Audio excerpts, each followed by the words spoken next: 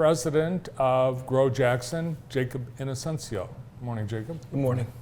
Founder and president. Founder and president. Founder. How many years now? Year and a half. Oh, wow. We said a year and a half on April 30th. So it's moving That's right along. awesome. Kind of crazy how 18 months has happened. So we've been talking about this Mighty Mile, and this is going to benefit you guys. Yeah, absolutely. We had our race back in February, actually the first race of the ORS race series, and our timer got a hold of me and said, we want to have this event in Jackson. We think it aligns nicely with your mission, and in return, you come up with the volunteers and help us establish the facility, and we will, make it a fundraiser for you. So we actually get a grant out of this. It's free to the community, but we benefit by receiving a donation from the entity that puts it on, Michigan Running Foundation. Oh, cool shirt, backpack, medal. Yeah, everyone gets a medal, a backpack, a shirt. It's open to 200 kids, and I think we're at around 100 signed up. Nice. I haven't handled many of the race logistics, I should say. None of the race logistics. I just got the website, and I'm getting the volunteers together. But we're really excited because we think it really ties in nicely with wellness, which is a huge part of what we do, why we do what we do. Yeah. We believe everyone should have enough food, but what that means and that translates to is improved health outcomes, improved focus in school, improved access to opportunities for people, because they don't have to think about when their next meal is going to come from. And so we think wellness and personal fitness and community wellness is a natural byproduct of that, and they go along together nicely. Yeah. Surprisingly, you're only a year and a half old. It seems like you've really accomplished a lot, and during the pandemic, in a really short time.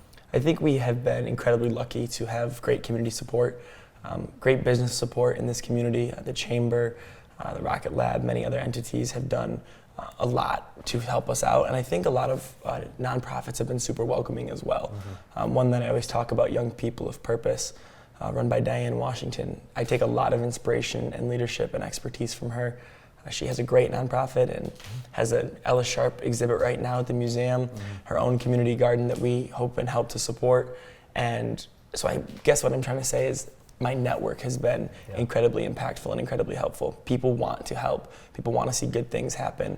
And we try to come alongside those people and learn what we can and work on projects together. Now you're a green thumb. What's something easy that I could grow in my garden with zero experience? Absolutely. So I was just listening to a podcast about this morning, and you can grow lots of themed gardens that aren't too hard. There's this concept, companion planting, where you can plant plants side by side that attract positive wasps and positive bees to support the plant's growth and pollination, and grow plants that support each other and aren't chemically suppressing each other. It's also fun to take that a step further and make it maybe a pizza garden and grow tomatoes for your sauce and some basil and some other herbs and spices, and then throw a couple of other vegetables in there. And you can quickly Google pizza garden companion planting, and it pops up. And you can do it in a small container, and it's easy. We did last week actually a partnership with Big Brothers Big Sisters, and we planted greens gardens. Took milk jugs, cut the top off, and just put lettuce and spinach and I think a Swiss chard plant in there, maybe some radishes. And so it's just a nice light summer garden. Kids can take home, put it right in their window, low root density. Awesome. So it's not bad, and it's very accessible. You can start somewhere small, and you just Google or come out to a Grow Jackson event, and we'll gladly share some expertise and some resources. More than happy to share seeds and ideas with people anytime. Yeah, I never got past that styrofoam cup in the 5th grade. Yeah. The hope is that styrofoam cup goes home and gets planted somewhere else. I think it did, but I don't think that might be a parental problem. Yeah, that's where I had to hand it off. Exactly. This is our Big Brother Big Sister event, actually. Cool. One of our board members there, Erin Lewis, student at Albion, she's a wonderful resource and asset to us. And what you're exposing a lot of these children to is just, this is all new to them. Yeah, absolutely. And, there's people who have been doing this. Why pop? Together we can make a difference. But we like to just focus on gardening, and we can support their gardening endeavors and expand them. We think a lot of people see the value in gardening and see the positive community benefits, that wellness that we've been talking about, but sometimes it's not their main focus. They just want it to be part of what they do, and that can be a little bit difficult and cumbersome. So we think that if we can be the garden resource and people want to do a little garden programming or a small garden, we can support that in many ways. That's awesome.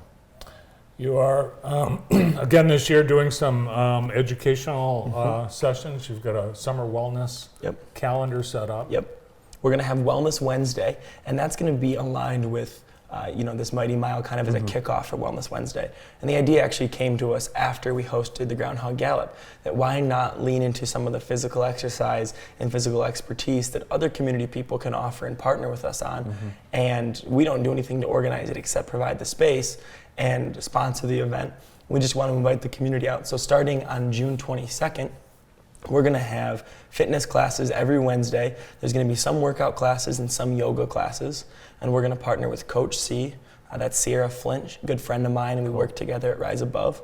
So we're going to do some classes in the garden, and we're going to work with some teachers from yoga on Kibbe. And so we're going to have yoga classes and workout classes every Wednesday during the summer. And we just hope that people come out. It's at 6:30 on Wednesdays, like I said, starting June 22nd. And we want people to come out, get exposed to the garden, maybe take some fresh food home, and vice versa. Maybe we get some gardeners who want to come do a class or two and just kind of build that continuity because we think they go together nicely. And while you're doing all this, you're still supplying families with fresh produce throughout the summer. Absolutely. We've been planting all of last week and this week. The weather was a little bit weird in May, and it's a little bit weird today. So we actually have a planting day going on right now at St. Mary's I got to get back over to because we're just putting plants in the ground as fast as we can, getting everything laid out. Because we want to get those crops going and get support for families. This year we're going to have self-serve farm stands. So we're going to have a farm stand at the Martin Luther King Center and a farm stand at the Tomlinson Garden, which is a new addition for us, thanks to the city of Jackson in both cases. And we're going to have the stand there. We're going to supply it with food, and we're going to have it donation-based so people can support our programming if they'd like, but they certainly don't have to. We just want people to take what they need and share it with their neighbors. Yeah, I think when you first started, you were doing you had very modest pricing, and they said, well, you can't, you can't sell here. And you said, okay, fine, it's all free. Absolutely. Yeah. We want to be, we want to be learning and evolving our thinking, really open to community feedback and doing the best we can for the community. We were thinking maybe some program sustainability, but that wasn't the feedback that we got. So we said, what we'll do, we'll find another way to continue to pay for this. This is more aligned with our mission anyways. And so, like I said, we're thankful for those community partners who are honest with us and share their feedback and their opinions so we can be the best community resource we hope to be. You guys also rescue food, and I couldn't help but think about the amount of waste that we saw a couple weekends ago with a wedding. Well, let's not talk about it. But just there's a lot of food waste out there. In general. I mean, I was thinking I was at a buffet, a private buffet, and after it was kind of wrapping up, I mean, these people filled the buffet up. You just the amount of food that could be helping people that gets wasted. And it's hard. It's staggering. It's a very hard balance because, one of the things behind buffets is you want it to look abundant so the people at the buffet feel good about what they're eating. But then that automatically lends itself to food waste. So we're still working on some of those solutions, partnering with local restaurants. Right now we rescue from grocery stores. Nice. The prepared food being saved is definitely something we're still trying to tackle because we don't have a great solution for that, but we're working on it. Yeah, it's awesome. That's why I ate so much. I didn't want anything to go to waste. That's wise. And a lot of those times the staff gets to take some stuff home at the end. I've been on the receiving end of that. Yeah, for sure. But the staff would have taken a lot home, I can tell you that. Well, if you could grow something, if you do. The pizza garden or a salsa garden is nice. Yeah. Oh, salsa garden. Salsa garden would be very good. easy. Yeah, my father-in-law, he has a pretty extensive garden. Cucumbers, tomatoes, those are number 1 and 2. You can come out to the Grow Jackson Garden anytime. I like that. I'd be happy to teach you, send you home with some plants. Growing up, did your family grow vegetables? My grandpa had an extensive garden. Actually, both of my grandpas did. And one of my earliest memories with my grandpa is him coming over after Memorial Day and putting a garden in the backyard.